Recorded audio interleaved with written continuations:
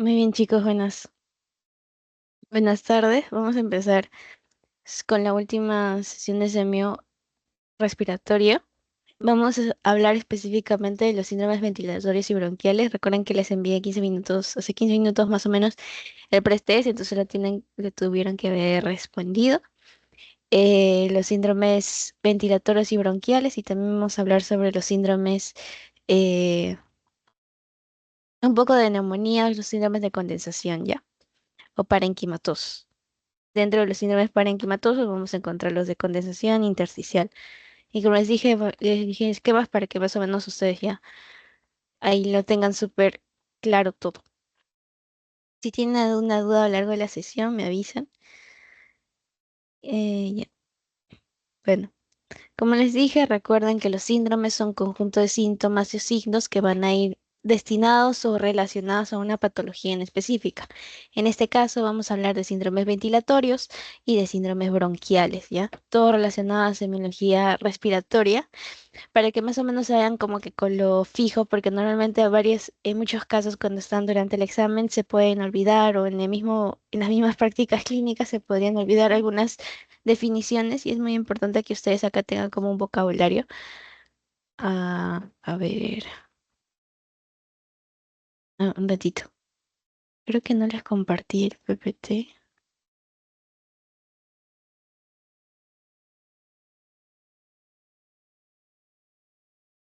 Un ratito, chicas, les voy a compartir el PPT. Me olvidé subirlo. Recuerden que está en el grupo de Teams. Si por alguien no está aún en el grupo de Teams, me avisa. Para que puedan seguir.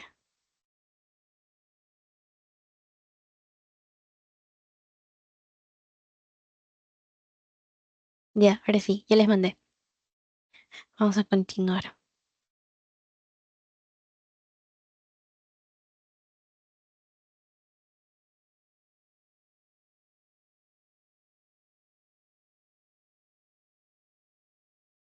Ya está, ya les mandé. Entonces, lo principal que quería que acá recuerden era, o es, que uno, la raíz de los vocablos de la mayoría de términos que utilizamos en medicina se parecen y son muy importantes que ustedes ya tengan como una fijo estos vocablos o estas ideas para que ya cuando den el examen o cuando estén en la misma práctica lo puedan definir bien. ¿Ya? Bronquio se relaciona obviamente a la misma anatomía del bronquio. Y cuando les hablen bronquitis, por ejemplo, itis es inflamación, ¿verdad? No se olviden de eso. Itis quiere decir inflamación. Entonces, si les ponen epididimitis, no sé, coriomnitis o lo que sea de itis, ustedes van a tener que pensar de que quizás sea la inflamación de esa estructura. En este caso, de una bronquitis, una inflamación de los bronquios, quizá, ¿verdad? Y es tal cual lo que significa inflamación de bronquios, no se olviden de eso. Eh, Otra parte importante en síndromes respiratorios va a ser que definan CAPNIA, porque CAPNIA normalmente es lo que nosotros decimos o se va a relacionar a dióxido de carbono. Entonces, por ejemplo, hipercapnia quiere decir que hiper bastante, ¿verdad? En cambio, si te dicen hipocapnia, ¿qué quiere decir? Una disminución del dióxido de carbono. Pero si te dicen hipercapnia, quiere decir un aumento del dióxido de carbono. Y es muy importante porque normalmente lo ven en los síndromes respiratorios, en insuficiencias respiratorias. Habla mucho de hipercapnia. Cuando hay una hipoxia, también habla mucho de hipercapnia o hipoxemia. eh, eh, o hipocapnia, ¿no? Entonces, recuerden, hiper, bastante, hipo, bajo, capnia, que es lo principal o la raíz, dióxido de carbono. Condro hace más que nada relación a cartílago, ¿no? Cuando les hablen de condroma, por ejemplo, un crecimiento hiperplásico del cartílago. Oma, más que nada, es un eh, proliferación, algo así, ¿ya? Entonces, condro vendría a ser cartílago. Y costo, bueno, costillas, eso ya, para que les explico. Expiro, de expirar, respirar, más que nada, recuerden. Expiración es tomar aire, respirar, expirar, inspirar, perdón, y expirar, ¿ya? Entonces, normalmente lo que hacen espirograma hace referencia a todo el proceso, a la respiración, ¿no? Entonces, la expiración y los movimientos que generan la respiración como tal, no tanto a uno en específico, porque ustedes recuerdan, inspiratorio y expiratorio, ¿no? Entonces, expiro es normalmente espirograma o pruebas funcionales para poder ver la respiración como tal de los pacientes en síndromes ventilatorios, van a ver como que expiro, tal cual, ¿ya? ¿Qué se relaciona a los dos procesos, ¿no? A respirar, inspiración y expiración. Externo, bueno, esternón y freno o fren, que se relaciona al diafragma. No se olviden, porque en la mayoría de patologías, por ejemplo, gástricas, también lo van a ver, ¿ya? Freno hepático y todo ello. De moco, neo de respiración. Y acá no se olviden disnea, que dis viene a estar en relación a una dificultad. Dis es dificultad y nea hace relación a la respiración. Entonces es una dificultad respiratoria o, como dice acá, ¿no? Una dificultad para respirar. Neumo, perdón, que es relación a los pulmones, justamente lo que vamos a hablar, una neumonía que hace relación a una inflamación de quién, de los pulmones, ¿no? Una, más que nada, más que inflamación, perdón, una infección que se da por algún tipo de patógeno o bacteria, ¿ya? Neumoectomía, que hace relación la resección quirúrgica del tejido pulmonar, ¿no? Entonces, no se olviden de eso, pleuro de pleura. Y eso sería lo principal para que puedan ustedes ya tener algo como base para síndromes respiratorios. ¿Qué les voy a hablar acá? Específicamente a los síndromes ventilatorios. Fisiológicamente nosotros vamos a tener una respiración donde vamos a proporcionarnos oxígeno. ¿A quiénes? A los tejidos, ¿verdad? Y retirar el CO2 de los tejidos. Entonces, recuerden importante el intercambio gaseoso, que ustedes ya lo conocen por patología. Recuerden que existe una ventilación pulmonar, una difusión de oxígeno y dióxido de carbono. Luego va a existir un transporte de oxígeno y de, dióxido de carbono en la sangre y líquidos corporales y regulación de la ventilación. Todo esto está en relación a la respiración, a la fisiología, o sea, las cosas normales que deben pasar en mi pulmoncito para que yo pueda respirar. ¿Ya? Entonces, es muy importante que se ubiquen anatómicamente desde los cornetes, desde la vía respiratoria alta, desde la faringe, y recuerden que luego vamos a pasar una división del esófago y el que nos importa en esta oportunidad, la laringe y la tráquea, ¿no? La glotis, muy importante. Recuerden la epiglotis también, la ubicación de esta. Y más que nada la división, ¿no? De tráquea, perdón, bronquios, bronquiolos, los alvéolos, que ya sería la parte final de todo ello, ¿no? Entonces, esto es como la vía aérea, muy importante. Aquí es donde estábamos hablando el intercambio gaseoso entre oxígeno, se va CO2, ¿no? Muy importante que recuerden también cuál es, bueno, si alguien sabe, esto es más de cardio, pero si alguien me puede decir cómo se da la perfusión de tejidos, o sea, cómo se da la circulación sanguínea en el corazón y en los tejidos de manera general, ¿saben? O sea, ¿cuál es el proceso?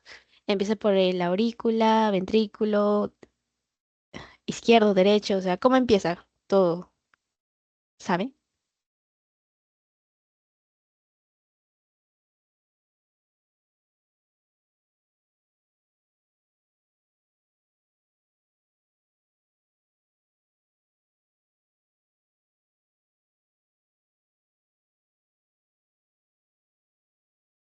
¿Por qué les pregunto esto? Porque normalmente la respiración, o sea, todo lo que va a llegar de los tejidos va a estar cargado de dióxido de carbono, ¿verdad? Eso ya ustedes lo saben, eso ya ustedes ya lo tienen establecido. ¿Y qué pasa en los alvéolos? Va a haber un intercambio gaseoso entre oxígeno, como les digo, y se va CO2, cosa que no necesitamos. Dime, Una pregunta, ¿haces referencia a lo del nodo sinusal, eso, a ese eso enlace de His y eso, o no, en sí lo el que circulatorio de la vena aorta, perdón, la vena de la aorta?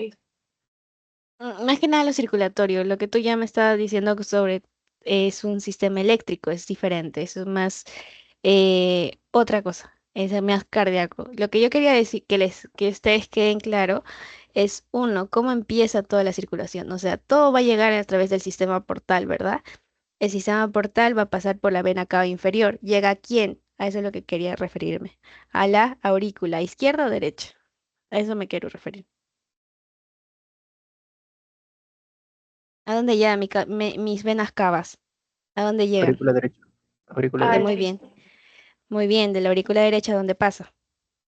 Ventrículo derecho. Ya, de ahí, ¿a dónde se va?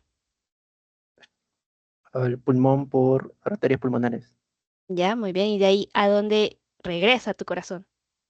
A, a la aurícula izquierda, pasa al ventrículo izquierdo y de ahí se bombea. Muy bien. Eso era lo que me digas. Muchas gracias.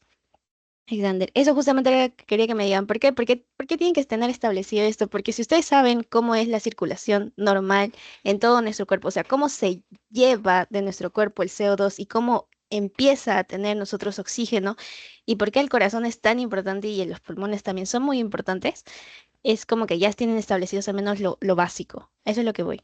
Y por eso es que nosotros hablamos de la ventilación pulmonar, de la difusión de oxígeno y de CO2.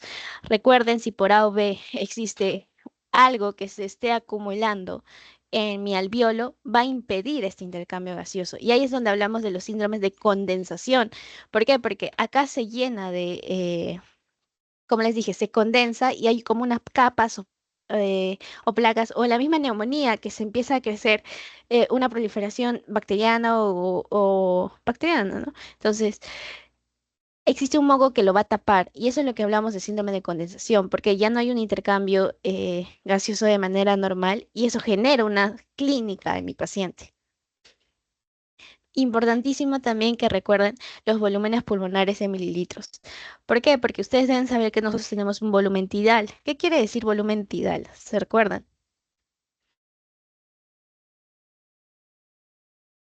Si lo vieron por fisiopat, fisio.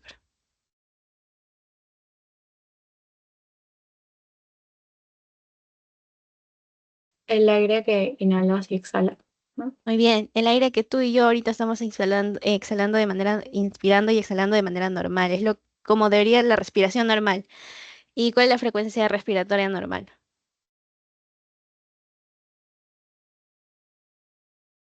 De Se- 12, 20. 12 a 20 aproximadamente. O Ujú, 12 12, 18 18. algunas. 12, 12 a 18. 18 dicen. Ah, muy bien, está bien. Gracias, participen. ¿Por qué les pregunto esto? Porque normalmente el volumen tidal es todo la cantidad de oxígeno que nosotros podemos inspirar mientras tú estás haciendo cualquier tipo de actividad, ¿no? De manera normal. Otra cosa es cuando ya realices una actividad con anaeróbica o aeróbica que necesita una mayor inspiración o de oxígeno, ¿no? Entonces, ahí es donde hablamos de los otros volúmenes, de volumen de inspiratorio de reserva, el volumen de inspiratorio de reserva, que se usan cuando uno realiza una actividad más grande. ¿Por qué es importante esto? Porque fisiológicamente esto sería lo normal, pero ¿qué pasa si esto se suscita o si los volúmenes cambian cuando, cuando mi paciente no está haciendo un tipo de ejercicio, eh, cuando no está haciendo nada, ¿no? Y ahí es donde hablamos de enfermedades obstructivas. ¿Ya? Es muy importante que ustedes cuando les hablen de enfermedades obstructivas sepan que tal cual es una obstrucción. ¿De dónde? Va a depender y ahí es donde ustedes van a tener que derivarlo o dividirlo, mejor dicho, entre altas y bajas. No se olviden que las altas van a depender anatómicamente hablando. ¿De quién? De mi epiglotis, bueno, de mi glotis, como acá justamente les puse, epiglotis, laringes. Y la aspiración de cuerpo extraño esta forma parte de las altas y el tema neurítica, perdón, laringio. Importante, anatómicamente hablando, epiglotis y laringes. Es como que tu punto de referencia para que ustedes puedan decir esto es un tipo de obstrucción alta o baja, ¿ya? Acá les puse anatomía, pero bueno, eso ya quizás hasta lo hablamos ayer, creo. Importante que recuerden anatómicamente hablando los lugares. Más que eso. Bueno, ustedes ya saben, ayer lo hablamos. No, no podría recalcar más nada. Entonces, no se olviden ya, en cuanto a enfermedades obstructivas, se van a dividir en altas y bajas, porque la obstrucción puede estar arriba, puede estar abajo, tal cual, no se olviden. Luego, recuerden que las bajas va a ser porque la ventilación y la perfusión va a ser igual a cero. ¿Qué quiere decir esto? Por ejemplo, bronquitis aguda, bronquiectasias, asma bronquial, ¿ya? Y el EPOC, ¿no? La enfermedad pulmonar obstructiva crónica, que es muy frecuente de enfermedades ya bajas. ¿Qué me quiere decir todo esto? Que después de cuando ya se realiza la ventilación, perfusión, ¿y dónde se da esto? ¿Dónde se da la ventilación y la perfusión? ¿Se acuerdan? O sea, ¿en qué parte? ¿En qué estructura? ¿En tu faringe? ¿En tu tráquea? ¿Dónde?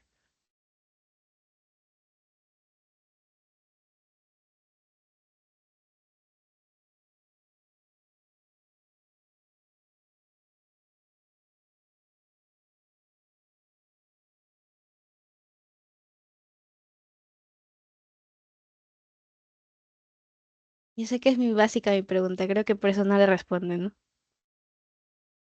En los alvéolos, ¿verdad, chicos? Entonces, lo que importa acá es que ustedes entiendan que la ventilación y la perfusión son cosas súper importantes. Ya, la ventilación o la ventilación alveolar son los minutos, según los litros, que el alveolo inspira, bueno, tiene aire en realidad, ¿no? Y la perfusión, ¿qué va a ser? Perfusión, ustedes acuérdense de corazón. Entonces, va a ser importante que ustedes entiendan que pulmonarmente hablando va a existir ese intercambio gaseoso y eso es donde hablamos de la ventilación y de la perfusión, ventilación aire, perfusión sangre, tal cual. Entonces, si por A o B mi ventilación y perfusión es igual a cero, ¿qué quiere decir? Que no hay, ¿verdad? Es donde hablábamos de enfermedades obstructivas, ¿ya? Entonces, no hay nada, pues, o sea, ha pasado que en una parte de tu sistema respiratorio no pasa el aire, ¿ya? Porque normalmente es esto, no pasa. Entonces, no va a haber ventilación. Y por consecuencia, no va a haber una perfusión adecuada, ¿ya? La división entre ventilación y perfusión va a ser igual a cero. Muy bien, acá importante, este cuadro es del Argente. Hablan del diagnóstico diferencial entre una obstrucción de vía respiratoria alta y baja. No se olviden, la obstrucción de la vía respiratoria alta con la baja. Uno, el patrón respiratorio, ventilatorio, perdón. Otro, el tipo de disnea, según la fase que esté realizando, ¿no? Inspiratorio o expiratorio. Los ruidos respiratorios agregados. Y cada uno de ellos diferenciar.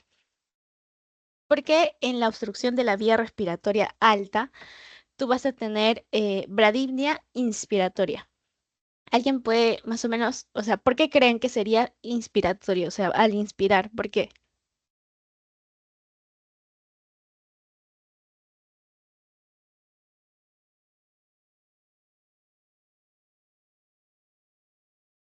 ¿Por qué se imaginan? ¿O por qué han leído qué es?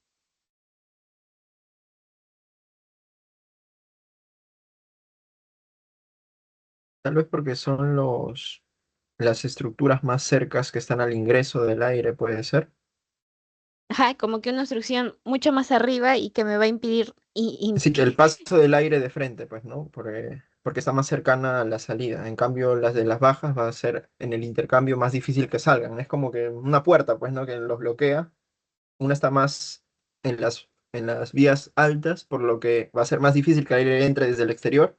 Y el Ujú. otro, como está en las vías bajas, va a ser más difícil que al entrar el aire pueda salir, ¿no? O algo así me Exacto. imagino. ¿Y qué es eso? Tal cual, ustedes tienen que ponerle lógica a todo lo que vean.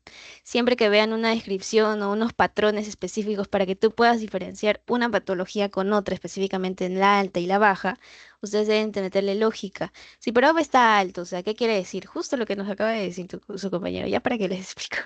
Entonces, no se olviden, en la alta siempre va a ser inspiratoria. ¿Por qué? Porque normalmente no entra el aire de una manera adecuada. Va a impedir de manera, en la parte alta, por así decirlo. Ya, pero si es en la expiratoria, ustedes van a pensar en una obstrucción de tipo baja. Y a la cabeza que podrían pensar es, dependiendo de la edad del paciente, un EPOC, un asma, una bronquiectasis o bronquitis, ¿no? Si se dan cuenta, todo ya está en bronquio, bronquio, bronquio, bronquio, bronquio. Y bueno, la enfermedad obstructiva crónica, ¿no? Que también obviamente que está en la parte final. A lo que voy es que todo va a estar de manera bronquial y las altas van a ser mucho más arriba. Y eso ya es lógica que ustedes lo sacan. Pero está bien, muy bien, gracias. Gracias, Carlos, creo. Ujú.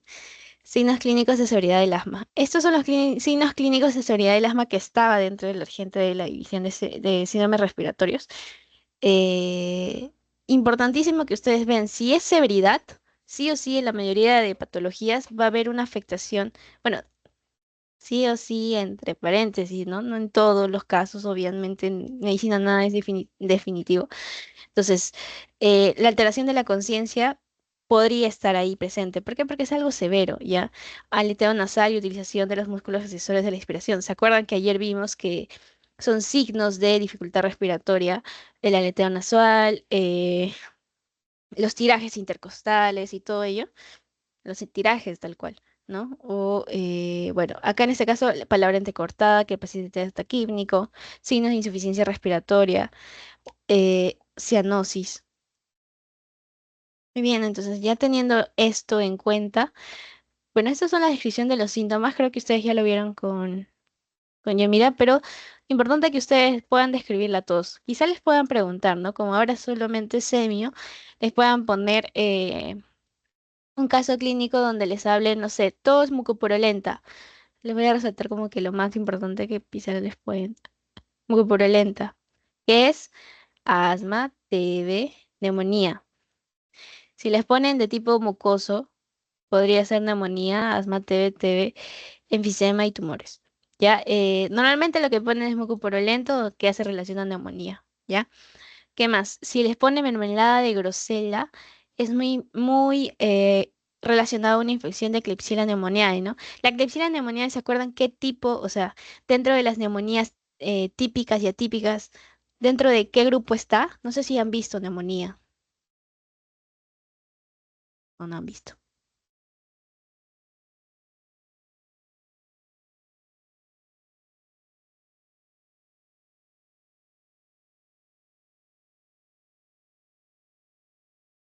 ¿Han visto neumonía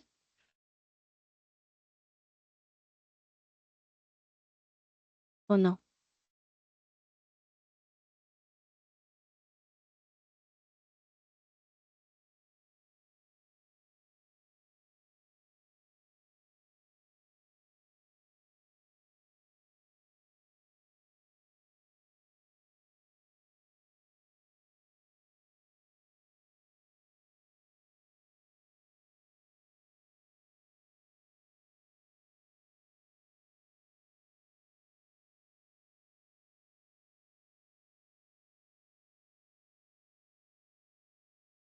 Bueno, ahí les dejo.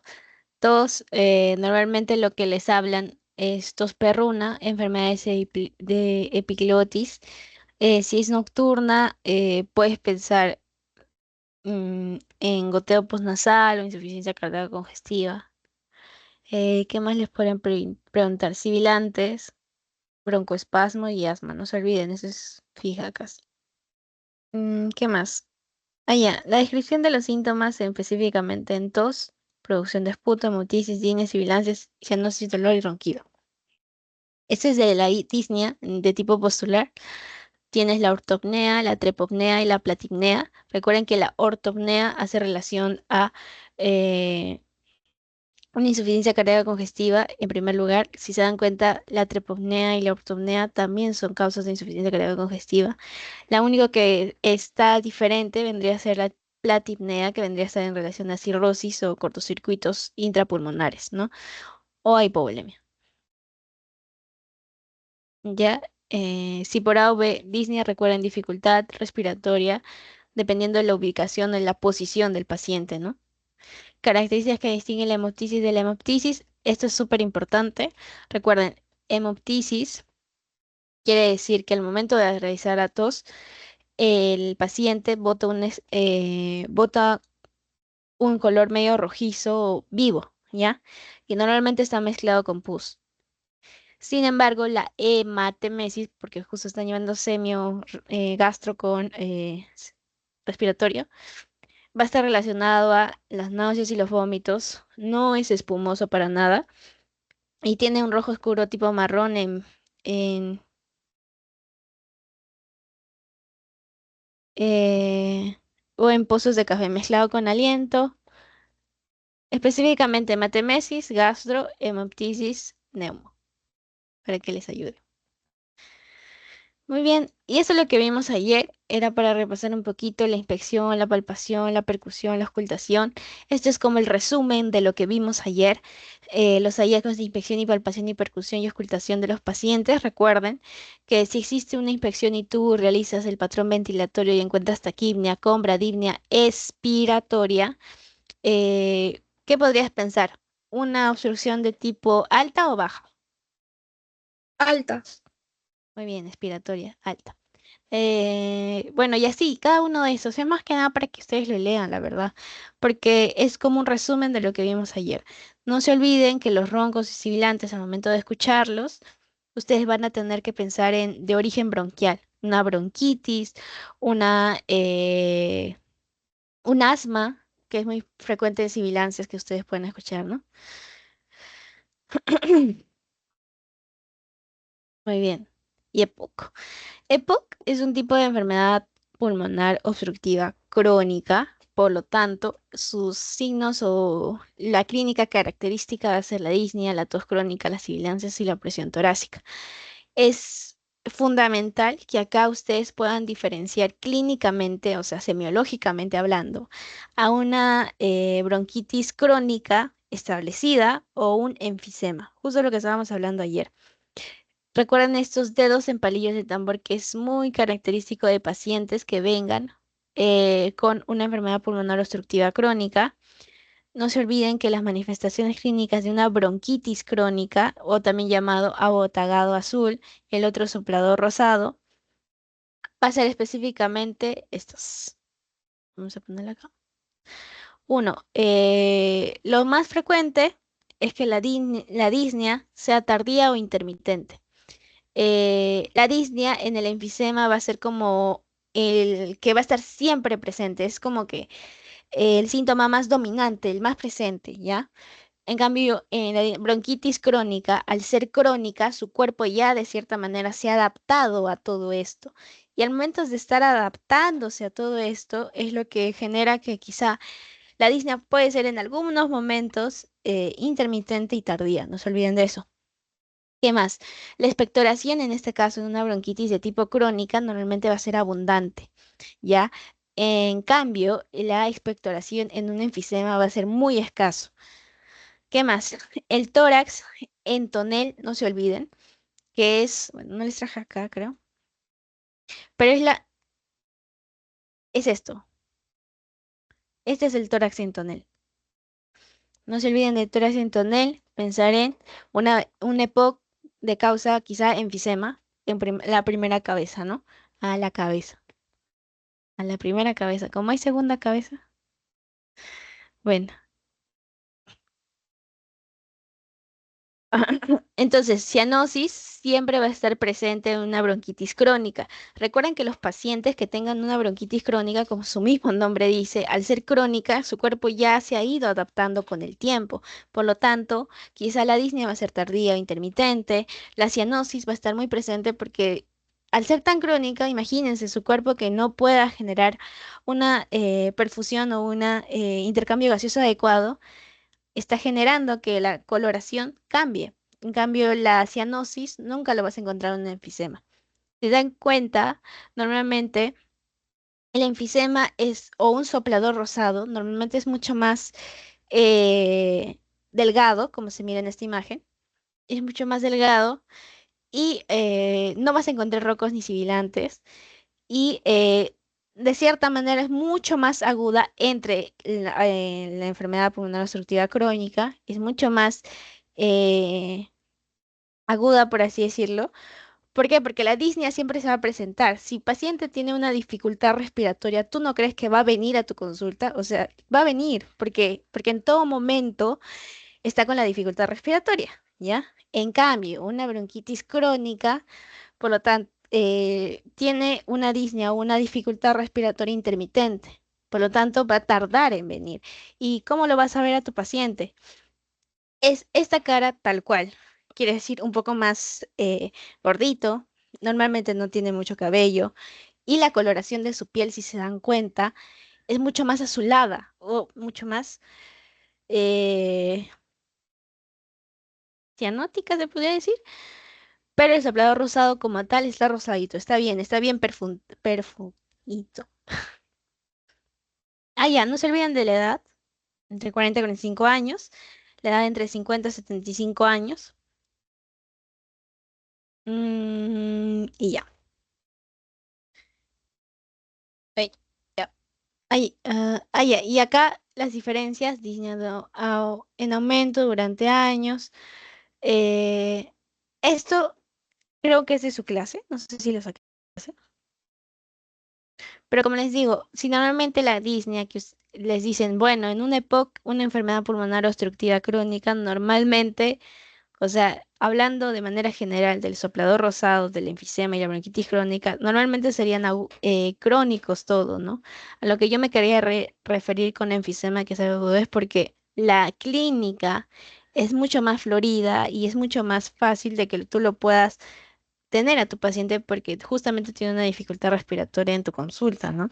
A diferencia de un abotagado azul o un bronquitis crónica, ¿no? Que normalmente la disnea va a variar, la dificultad respiratoria va a ser diferente, ¿no? Muy bien.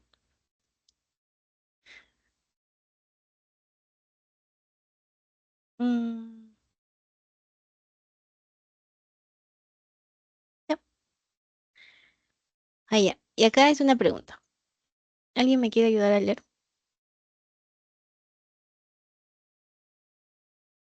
Yo, Ya, gracias. paciente de 65 años de edad de sexo femenino, cocinera en restaurante con leña. Consulta por presentar desde hace 4 años en forma insidiosa y progresiva episodios de aproximadamente 3 meses de tos húmeda, mucosa abundante, que se autolimitan. No episodios de esputo sanguinolento o maloliente. ¿Cuál es la causa más probable de tos? Muy bien. Recuerden que las palabras claves van a ser muy importantes en sus exámenes o en el examen que vean. Si pueden, si a ustedes les va mejor, bueno, mi recomendación cuando ustedes vean una pregunta normalmente va a ser, siempre vean entre todo el caso clínico la parte final, es decir, la pregunta que te hacen. ¿Por qué? Porque normalmente si no es un caso clínico, si solamente quizá es más relleno, por así decirlo, vas a sacar con la pregunta la respuesta. Pero como en este caso dice, ¿cuál es la causa más probable de todos? Entonces, obviamente vas a tener que leer todo el caso clínico. Y de ahí ustedes tienen que buscar palabras claves. Uno, paciente 65 años, paciente que podría tener, ¿qué tipo de enfermedades se les ocurre a la edad de 65 años? 1 millón, ¿verdad? En cuanto a respiratorio, pero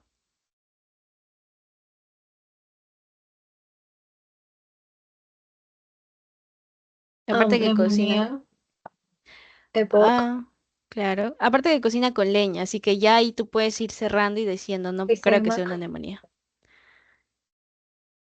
ah, Eh, ¿Qué podría ser? 65 años y leña. EPOC, podría ser. Epo, podría ser. Es un factor de riesgo, ¿no?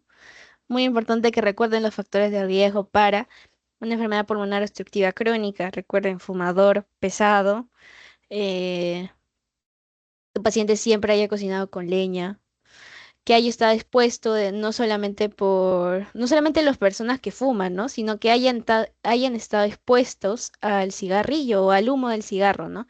Que en realidad sería que tu paciente viva con un fumador tal cual, ¿no? Entonces, eso también.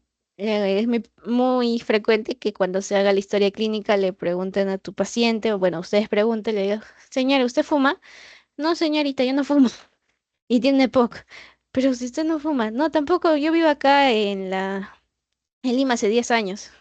¿Y dónde bueno, contaminación podría ser, ¿no? Pero quizás su esposo siempre ha fumado, ¿no? Entonces, o algún familiar suyo, algún hijo de él, de ella fuma. Entonces, sí es importante que ustedes hagan la pregunta de todo.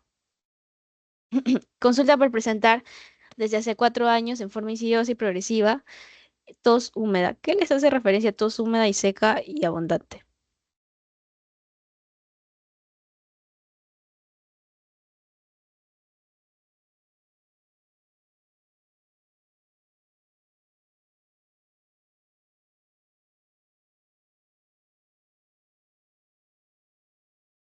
Un Bueno, por problema húmedo de... el enfisema podría ser. Claro. Mm, Y si se ¿Derrame bueno, dan pleural? un derrame pleural, tos húmeda, mucosa abundante. Es muy general el síntoma para pensar en un derrame pleural. Normalmente si les ponen un caso clínico de un derrame pleural, lo principal que les van a poner es en el examen físico, justo lo que vimos ayer, justo era de derrame pleural, si se dan cuenta. Un emitórax imitado, quizá al momento de hacer la ampliación de los hemitórax, tú vas a notar que uno está mucho más aumentado que el otro. No se olviden que el examen físico en el respiratorio siempre va a ser comparativo entre este pulmón de mi paciente y el otro pulmón de mi paciente, no comparativo entre los pulmones de mi paciente con otro paciente, ¿no? Sino es el pulmón de mi paciente derecho con el pulmón del paciente izquierdo, ¿ya? Entonces, siempre van a tener que revisar de manera comparativa, ¿ya?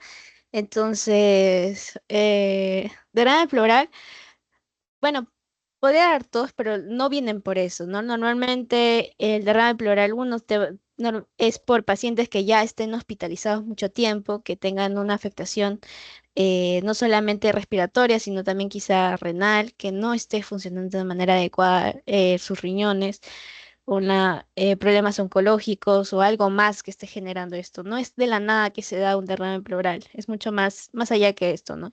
Entonces, tos húmeda, mucosa abundante, justamente lo que acá les estaba hablando, o no sé si les dije.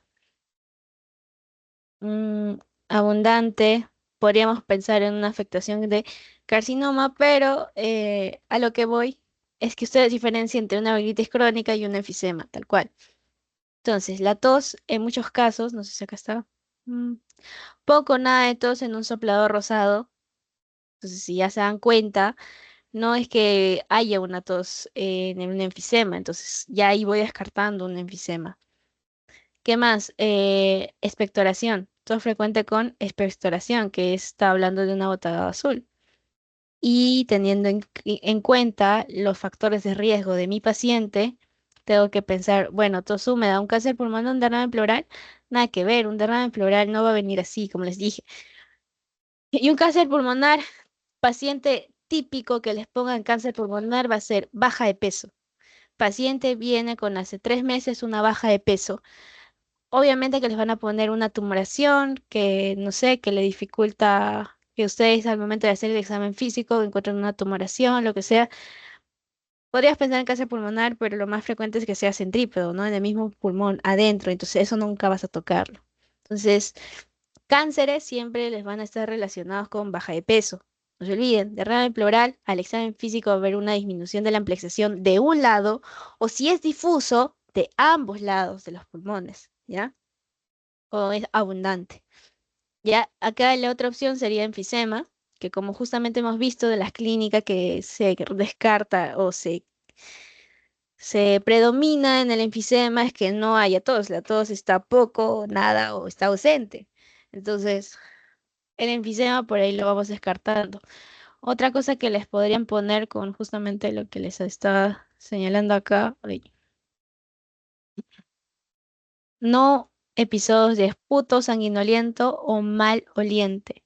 Cuando les pongan esputo sanguinoliento, ¿qué patologías ustedes creen o piensan que les pueden dar hemoptisis? Que es justo lo que les estaba diciendo. Principalmente creo que es infección por tuberculosis. Debe. Acá en nuestro Perú, debe. No se olviden, muy bien, gracias. Y maloliente, ¿qué? O sea, esputos malolientes, ¿a qué les hace pensar? Infecciones, podría ser. Infecciones.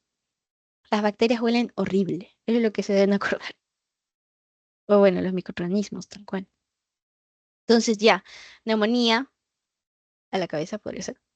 Entonces, ya con esto tú descartas TB, tú descartas neumonía, que quizá podría ser otra característica que les pueden poner. Si por A o B les hacen diferenciar en una bronquitis crónica con un enfisematoso, les van a poner estas características clínicas, no se olviden, ¿ya? Si por A o B no, o sea, si lo han visto en su clase de semio, lo van a preguntar, ¿ya? No se olviden las características de un rosado, de un azul, qué es un rosado, qué es un azul, no se confundan, enfisemas, rosado y bronquitis crónica o tagado azul. ¿Ya? El enfisema normalmente rosadito, el bronquitis crónica es de azul, ¿ya? Muy bien, ahora vamos a hablar sobre el síndrome parenquimatoso. Tarara. ¿Tienen alguna duda de lo anterior?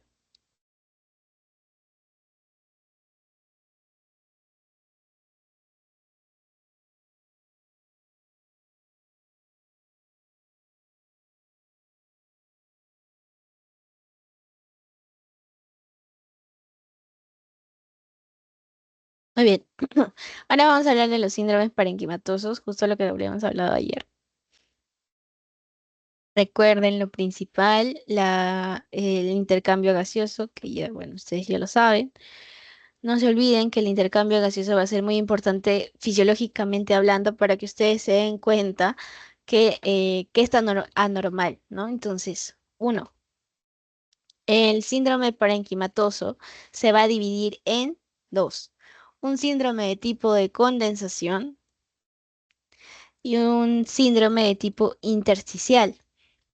Dentro de los síndromes de condensación vamos a tener a nuestra famosa neumonía, a la atelectasia, a los tumores, al infarto de pulmón, ¿ya?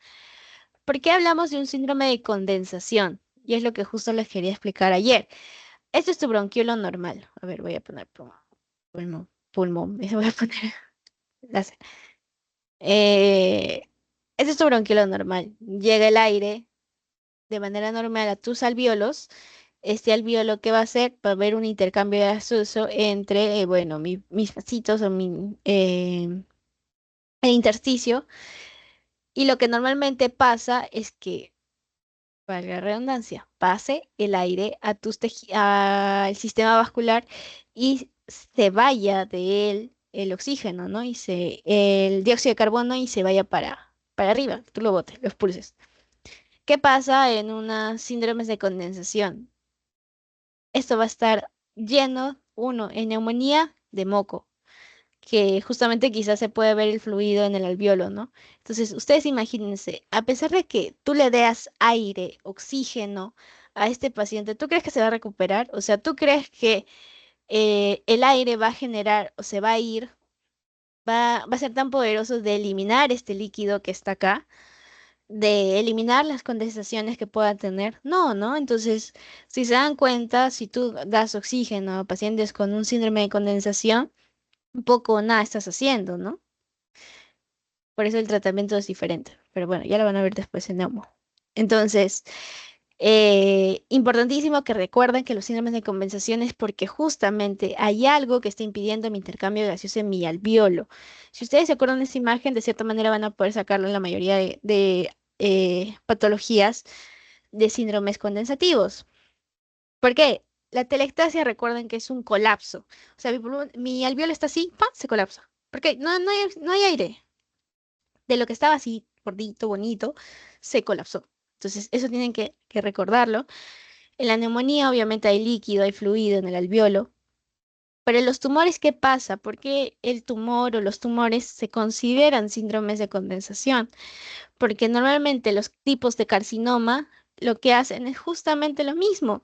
Obstruyen o no generan un buen intercambio gaseoso, porque crecen quizá en el mismo alvéolo, porque crecen paralelos a y generan un acúmulo, una masa que va a impedir que se dé un buen intercambio gaseoso, ¿no? Entonces, todo va a depender de que se dé o no un buen intercambio gaseoso. Síndrome de condensación, algo que me está generando una obstrucción o no genera que se dé un buen intercambio. Es mucho más que eso, pero con tal de que ustedes estén establecidos, al menos esa idea, vamos bien. El infarto de pulmón y por otro lado los síndromes intersticiales, que normalmente este síndrome intersticial vamos a tener acá la neumonía intersticial idiopática, que es muy diferente que les digan neumonía como tal establecida. Y recuerden que la neumonía se va a dividir en típica y atípica, dependiendo de los agentes que infecten a tu paciente, ¿ya? Entonces, la neumonía intersticial idiopática, normalmente vamos a pensar acá en fibrosis pulmonar idiopática o neumonía intersticial no especificada, ¿no? Que no sepas. Y en los síndromes intestinales por causa conocida, los síndromes intersticiales por enfermedades primarias del intersticio pulmonar. Eh, Aquí en esta imagen les quise traer específicamente cómo se da la difusión y la perfusión que habíamos hablado en el otro, ¿no? El otro lado. Uno, recuerdan que el alvéolo va a llegar con oxígeno, va a difundirse o se va a realizar la difusión, va a pasar a mi endotelio, a mi membrana en este caso, por la membrana basal capilar, por el espacio intersticial, generando o entrando a mi capilar. Este capilar, mi glóbulo rojo, lo que va a hacer es, mi glóbulo rojo va a agarrar a 4 moléculas de oxígeno en su espaldita y se lo va a llevar a toda la parte de nuestro cuerpo, ¿verdad? A todas las partes que necesitan oxígeno. Muy bien. Entonces, pero el glóbulo rojo llegando, lo que va a hacer es al dióxido de carbono botarlo, porque no lo necesita, necesita tener otros pasajeros, que vendría a ser el oxígeno y que vuelva a generarse oxigenación a todos nuestros tejidos, ¿no? Entonces, eso es muy importante que ustedes recuerden en los síndromes parenquimatosos, eso se relaciona justamente fisiológicamente hablando a esto, ¿ya? Eh,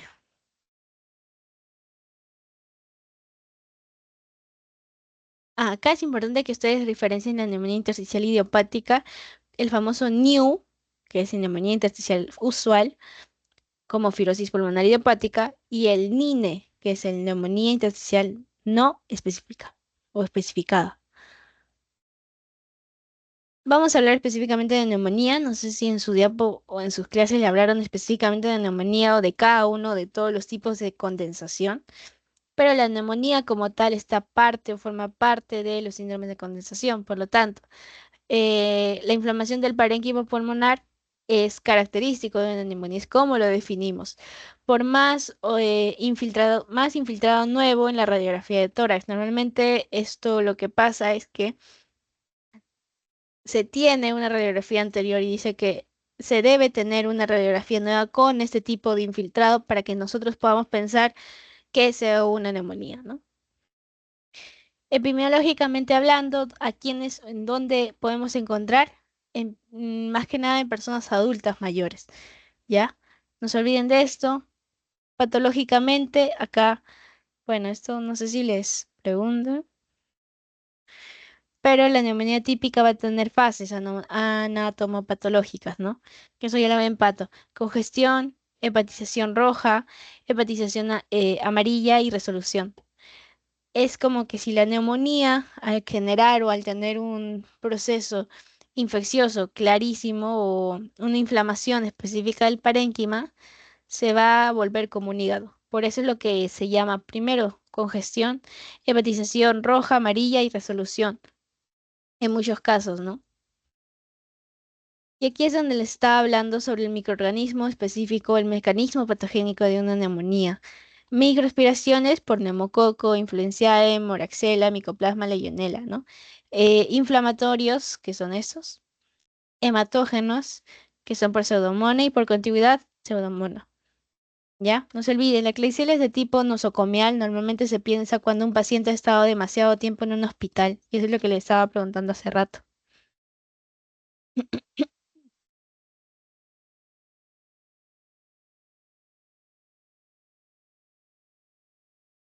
Muy bien, fisiopatológicamente hablando, lo que ya les dije, es mucho más allá de solamente decir, bueno, acá hay un proceso solamente de condensación y no se da mi intercambio gaseoso. Es mucho más complejo que eso.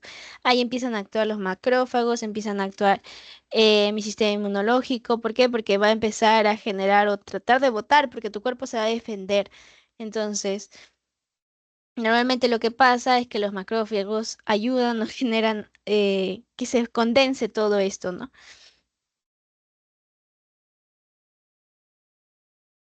Mm,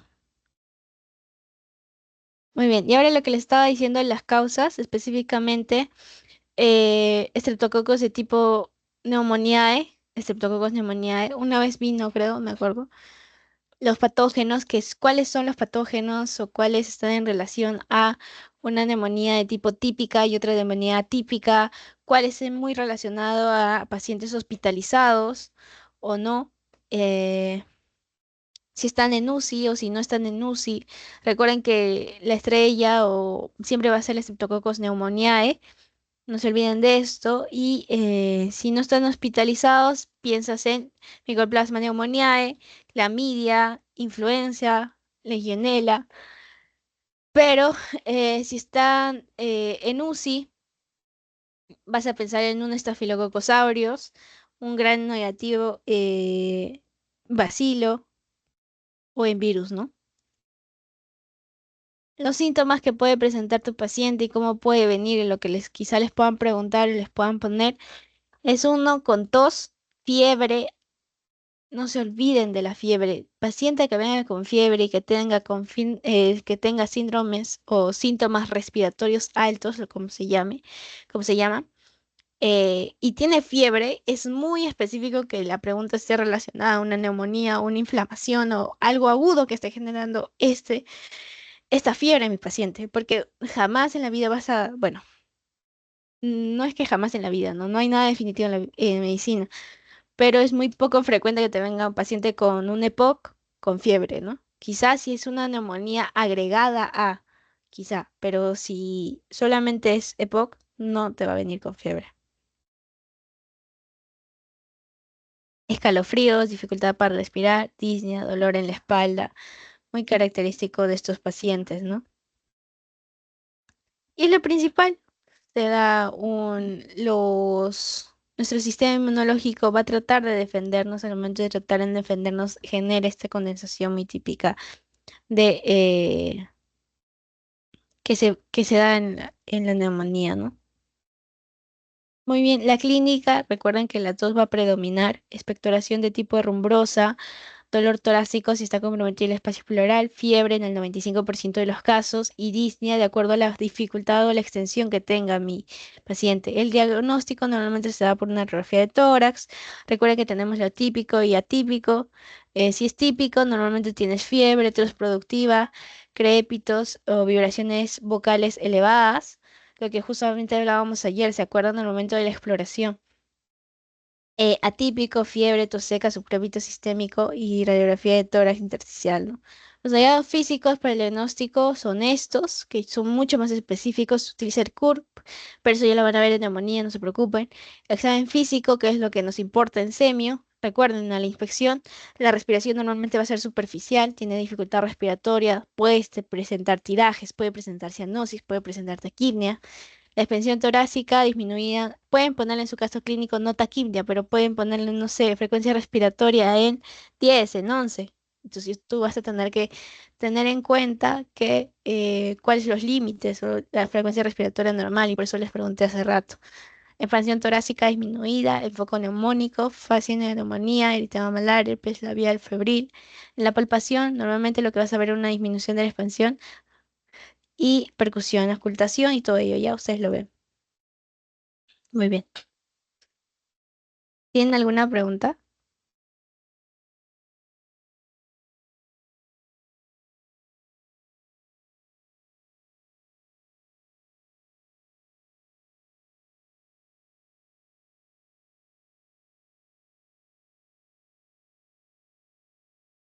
Una pregunta. Dime. ¿A qué se refiere con la expectoración herrumbrosa?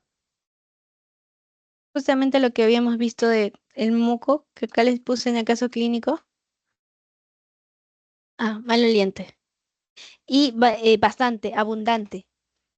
Una imagen te buscaría. Pero es bastante y como si fuera purulenta o algo así. Parecido a eso. Pero es bastante. eh, Típico que la neumonía te venga con tipo amarillo, una procturación herrumbrosa, de caracterización abundante, amarilla. No es como la TB blanca, es más que nada amarilla, porque por las bacterias específicamente, ¿ya? Eh, eso es de relación herrumbroso.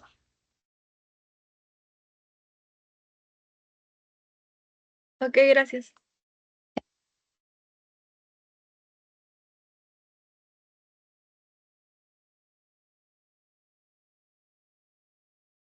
Una pregunta, ¿cómo podría diferenciar el síndrome de condensación con el intersticial? Ya, acá vamos a empezar preguntándote cuál es la característica de un síndrome de condensación que hablamos en la neumonía. ¿Te acuerdas? La condensación Así que, que no se puede dar dime. por el intercambio que no se puede producir. Ya, en ambos no se va a poder producir, pero ¿te acuerdas que dije que había un proceso de, su mismo nombre dice, de condensación, ¿no? En la neumonía, ¿qué hay? Moco. En la telectasia, ¿qué hay? Disminución de un colapso, por eso no hay un intercambio gaseoso adecuado. ¿Ya? Entonces, s- imagínate un síndrome de condensación que mi alvéolo está ocupado. ¿Ya? En una neumonía, normalmente de tipo intersticial idiopática, la fibrosis pulmonar, ¿qué es? ¿Qué es la fibrosis pulmonar? ¿Se acuerdan? ¿O han visto? O sea, ¿cuál es lo característico de una fibrosis?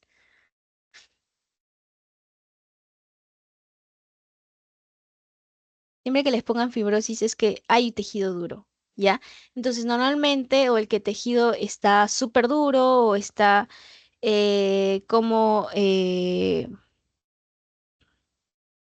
bueno, yo lo conozco como cartón. Pero en ambos no se da un intercambio gaseoso, ¿no? Por eso justamente presenta clínica respiratoria. A lo que voy es que en el síndrome de condensación, tu alvéolo está ocupado por algo, está ocupado por moco, neumonía, o está disminuido por la telectasia, o está ocupado por algún tumor. ¿Ya?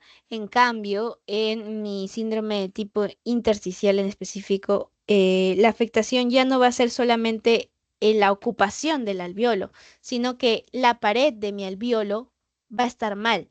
O sea, por ejemplo, en la fibrosis pulmonar idiopática lo que pasa es que se fibrosa, tal cual, se fibrosa el alvéolo. Al fibrosarse, no es que esté ocupado el alvéolo con algo, sino que esté fibrosado no me va a generar una buena, un buen intercambio gaseoso, ¿no? Entonces, a eso es lo que voy. No se olviden, condensación ocupado con algo. Síndrome intersticial, algo que está afectando a la misma pared del alvéolo. Creo que así lo podríamos resumir mejor. Gracias. Ya.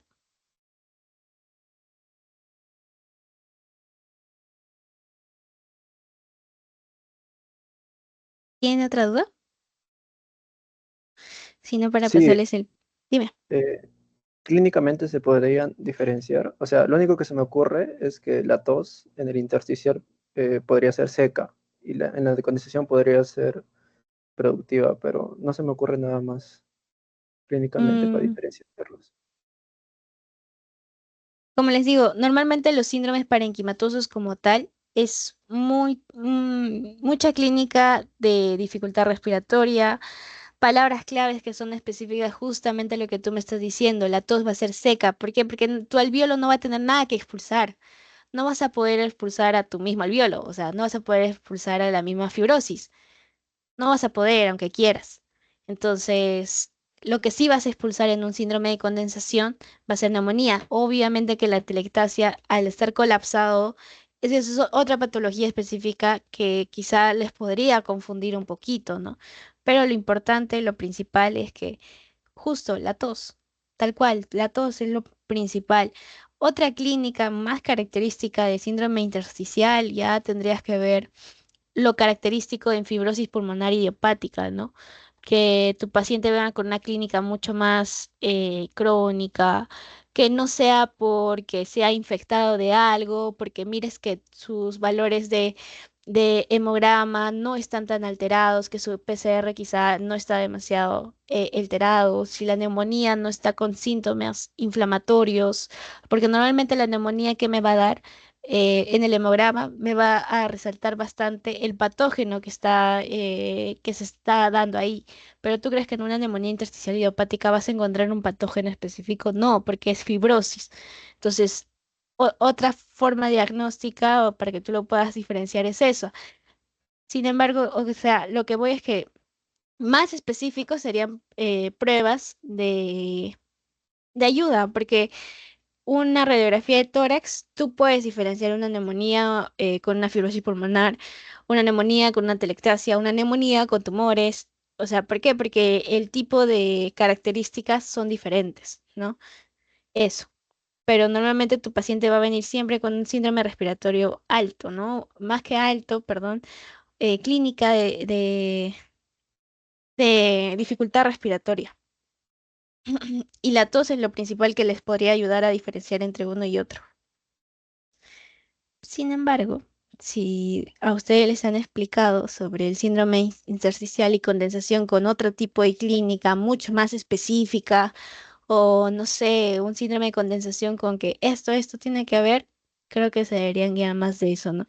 Lo principal que yo les puedo decir es la tos. Como tú justamente estás diciéndolo, todo es lógica ahorita. Y eso es lo que quiero que les ayude más, porque memorizarse no van a poder. Entonces, quizá ahorita se les quede, pero después ya no. Lo principal es eso. Si tú tienes una neumonía, ¿qué vas a querer? Expulsarlo, ¿no? Entonces vas a tener una tos de tipo productiva. En la síndrome intersticial vas a tener una tos de tipo no productiva. No vas a botar nada, porque no tienes nada en los alveolos para botar.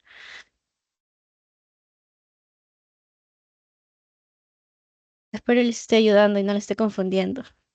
Me voy a sentir mal.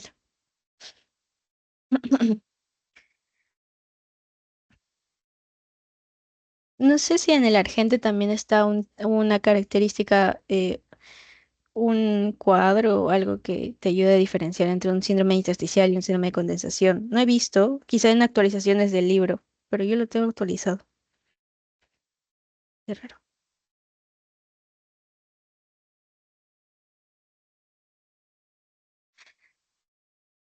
El inspector, en la... y acá es la clínica súper frecuente que les pueden preguntar, yo creo que sí es súper preguntable esto. Lo que sí quizá les puede ayudar bastante es el examen físico. Creo que eso estaba yendo, ¿no? Bueno, en la clínica vas a tener dificultad respiratoria, pero en el examen físico sí vas a poder diferenciarlo. ¿Por qué? Por el patrón respiratorio. Tú vas a tener que ver uno, inspeccionar a tu paciente. Si tu paciente viene en un tórax de tipo entonel, vas a pensar a la cabeza que es una afectación de tipo EPOC, una afectación crónica. Pero en caso de una síndrome de condensación, de un síndrome intersticial, normalmente lo que va a venir tu paciente en un síndrome de condensación de tipo neumonía va a ser fiebre. Tu paciente va a tener fiebre, no se olviden, fiebre. En una neumonía de tipo, una parenquimatosa, perdón, en una tipo intersticial, no va a venir con fiebre. Normalmente la fibrosis pulmonar idiopática no viene con fiebre. Otra clínica que les puede ayudar a diferenciar. ¿Qué más? Mm, al examen físico. eh, Tú puedes escuchar un tipo de específico de en cuando tú hablas de neumonía y cuando hablas de fibrosis pulmonar idiopática. ¿Se acuerdan de los roncos, sibilancias y todo eso? Normalmente lo que haces es ocultar en los campos pulmonares y ver dónde es la afectación. Si es una neumonía de tipo condensativa, va a estar condensado en una sola parte, no se olviden de eso, condensado en una sola parte. Entonces tú vas a, por ejemplo, eh, auscultar en el lóbulo superior y vas a encontrar un tipo de condensación. Las vibraciones vocales pueden estar abolidas o disminuidas o ausentes en las bases o en la misma, en el mismo lugar o donde se esté dando la condensación.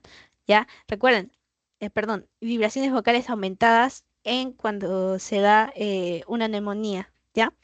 No se olviden de eso. O síndromes de condensación. Al momento de realizar una percusión, tú puedes notar que hay agua. Recuerden que el agua no genera un tipo de conducción, por lo tanto, vas a percutir y cómo se va a escuchar. Mate, ¿verdad? ¿Te acuerdan que dijimos eso ayer? ¿Te acuerdan? ¿Alguien? Ustedes percuten y van a tener que escuchar algo en específico. Ya, entonces, eso les puede ayudar específicamente, la exploración, el examen físico, cómo tú lo veas, antecedentes de tu paciente. En el caso clínico les van a poner antecedentes del paciente para que ustedes direccionen su pregunta o, bueno, direccionen su respuesta a algo, ¿ya? Eh, ¿Tienen otra duda? ¿O les estoy ayudando?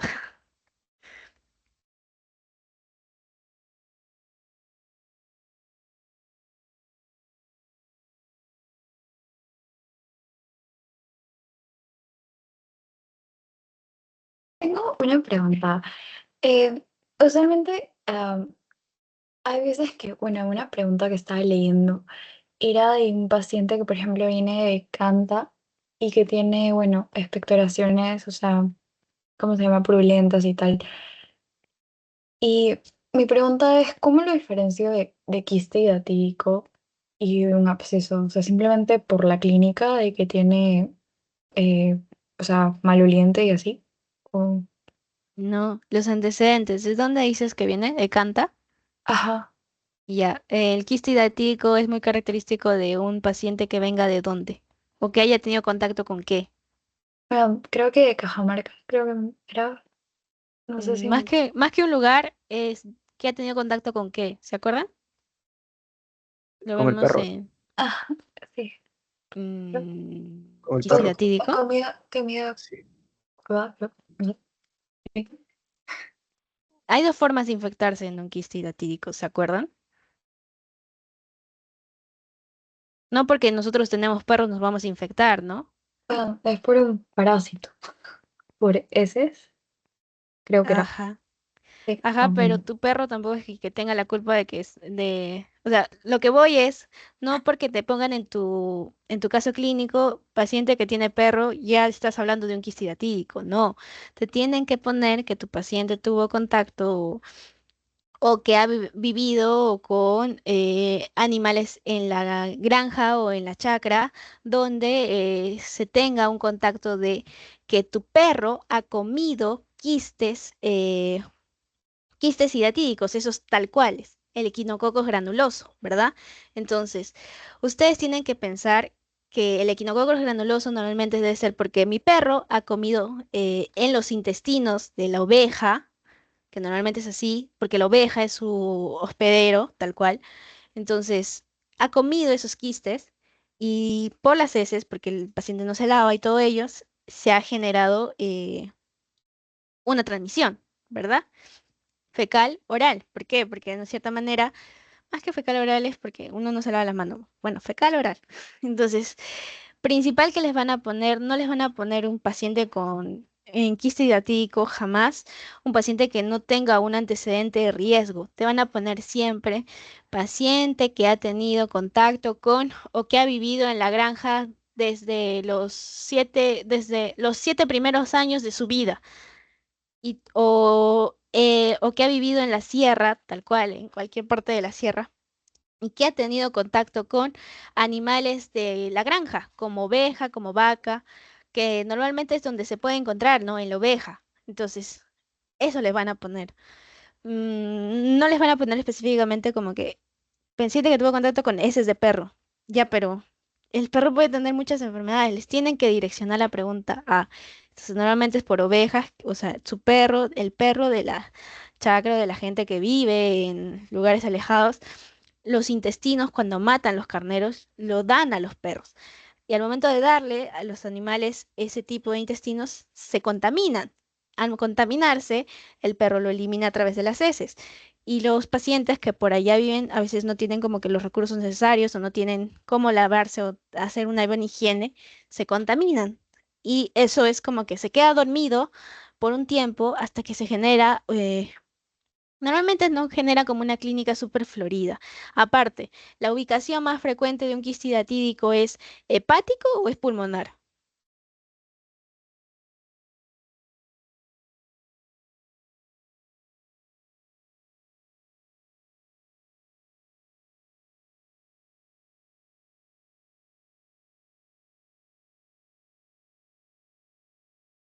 ¿Cuál es la ubicación más frecuente de un quiste hidatídico? De la nada pasamos a quiste hidatídico. ¿Cuál es la ubicación más frecuente, chicos? El hígado, creo. Ujú. ¿Por qué? No se olviden, si tú te infectas de manera oral, ¿a dónde se va a ir primero? O sea, ¿dónde va toda la circulación? Como les dije, va a ir a mi sistema portal. Primero va a llegar a mi hígado. Luego se va a ir a mis pulmones. O sea, lo más frecuente es que venga con un quiste hidratídico hepático, ¿ya? Pulmonares porque, bueno, ha sido tanto tiempo, quizá el paciente ya sabía que tenía este quiste hidratídico y no se ha operado y se ha diseminado por todo lado, pero es muy frecuente que tu paciente viene con un quiste hidratídico hepático, entonces no te podrías confundir entre un quiste hidratídico con un absceso. Otra cosa es que te digan, bueno, en la clínica que podrías poner un absceso tipo pulmonar, mm, va a depender mucho de cómo te vean tu paciente. En un absceso, obviamente que vas a tener un paciente con fiebre, PCR positivo, ustedes ya están llevando al laboratorio, normalmente van a tener reactantes inflamatorios positivas, o sea, es todo un mundo diferente a un absceso y un quiste hepático. No podrían confundirlo. En absceso también lo que te van a pedir es que en esa misma zona está flogótica, que está caliente, está eritematosa. Entonces, o que está drenando. Entonces, es muy, ¿cómo decirlo? No podrías pensarlo solamente porque te ponen, bueno, el quiste hidratico tiene clínica de tal, tal, tal, tal, y tú dices que el absceso tiene clínica porque también genera una tos, y ahora ¿cómo lo diferencio? Porque por la historia clínica, por eso hacen semio, porque normalmente la historia clínica es lo que te da el 80% de tu diagnóstico, es donde es lo que importa y lo que direcciona a tu tratamiento y a lo que puedes sospechar de cada paciente. La clínica no va a estar como que tu paciente va a venir y te va a decir, doctor, tengo tos tal, tal, tal, tal. Y tú dices, ya, bueno, es esto. No, tú tienes que averiguar mucho más. Normalmente los casos clínicos también te van a dar mucho más, te van a dar antecedentes. No, no, es muy poco probable que te vengan síntomas específicos. Si por algo te ponen síntomas específicos, son porque justamente son específicos de la enfermedad. Pero si te viene con una tos, pues tos tiene todos los síndromes respiratorios, ¿no? Entonces a eso es lo que voy. Espero les haya ayudado, de verdad. De la nada hablé Cristina, tío. Pero sí, gracias. No se preocupen, más bien pregunten porque de cierta manera todo ayuda para su examen. Les voy a pasar su post-test. Si tienen un banco, bueno, eso lo digo después.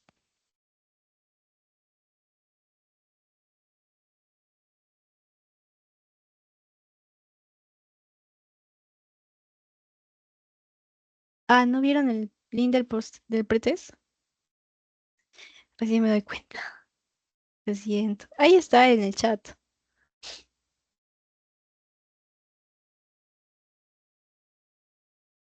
Inspiratorio. No se olviden, inspiratorio, expiratorio. Métanle lógica, chicos, a todo. Reserven el post-test para poder ya terminar la sesión.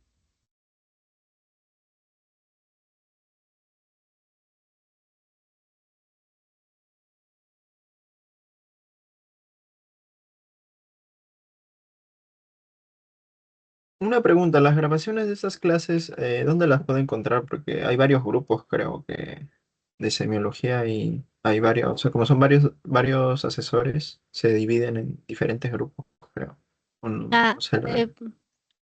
mira, cada uno de nosotros tenemos un grupo de teens, justamente, a ver, te muestro. Ya van respondiendo el post-test que les dejé en el chat. De paso voy a hacer evidencia que he dejado mi pretest y mi post-test. Y normalmente los grupos, bueno, vas a tener acá cada grupo, ¿no? Yo puse APP Semiología Cardio porque yo voy a dictar parte de semio y de cardio. Lilian va a dictar parte de semio, cardio y neumo, ambos. Yomira, que es la otra asesora también, va a dictar semio, pero neumo. Entonces, ahí en cada grupo les van a poner a ustedes lo importante. Entran a ese grupo y van a poner acá en archivos y acá donde dice recordings van a ustedes entrar y están las grabaciones de cada una de las sesiones. Sin embargo, yo también les pongo, lo subo, creo que esta semana ya se publica porque es una semana después, o sea, yo doy la clase y de acá a 2 semanas recién se sube el video a YouTube, que también lo pueden encontrar. Ya está con una lista específica de reproducción para que ustedes lo puedan encontrar. Se sube de acá a 2 semanas porque justamente se da privilegio a los que están acá, a los que son asesores. asesorados. ¿Ya? Y acá igual de igual manera, si por ahí alguno no ha visto o no sabe, yo les pongo acá los archivos o las cosas los PDFs que usamos. Entonces, para que lo tengan ahí en cuenta. Mm, Ok, ya, gracias. ujú. Ya, ¿terminaron de responder?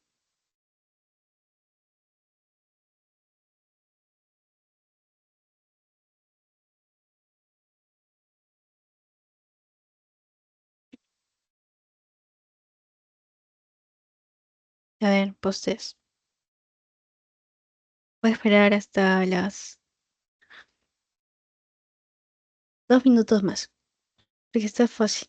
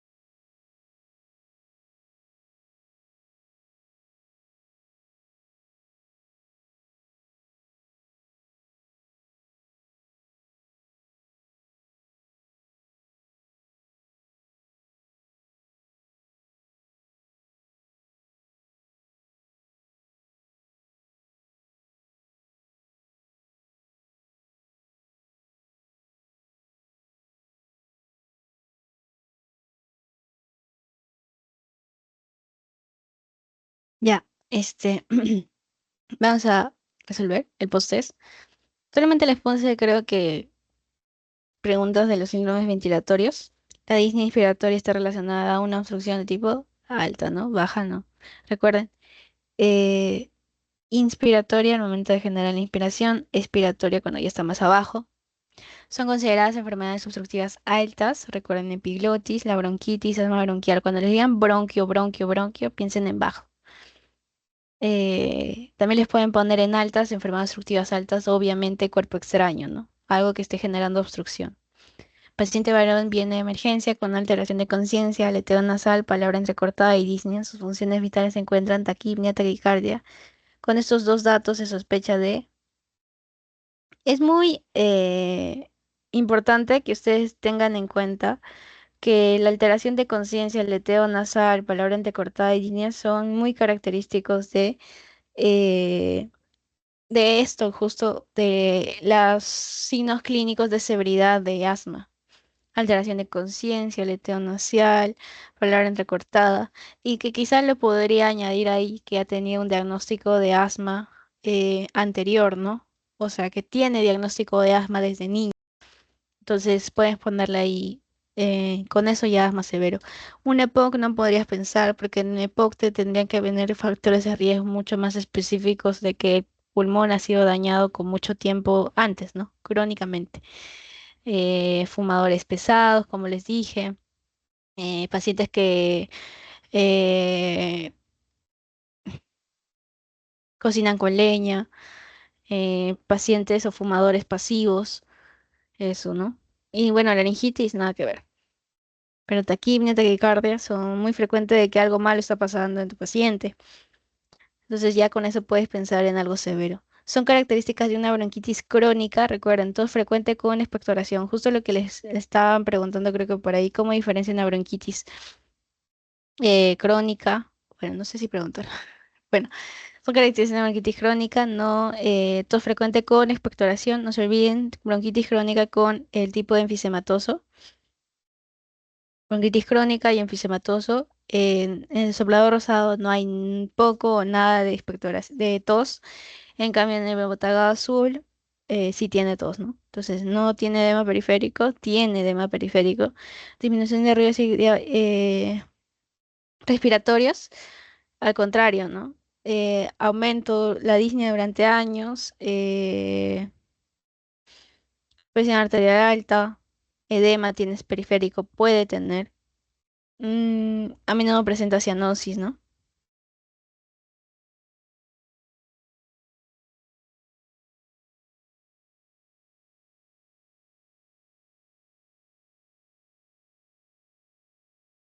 Muy bien, ya que es un caso clínico, paciente de 65 años de edad, sexo femenino. Bueno, esto es lo que respondimos, creo, ¿no? Ah, no, no. Sí, hace 4 años en forma insidiosa y progresiva, eso es hasta 3 meses de tos húmeda, mucosa y abundante. Que se autolimitan, ¿no? Episodio de esputo, no sanguinolento, tumor pulmonar, absceso pulmonar, cáncer pulmonar, bronquitis crónica, justo lo que habíamos visto. Muy bien.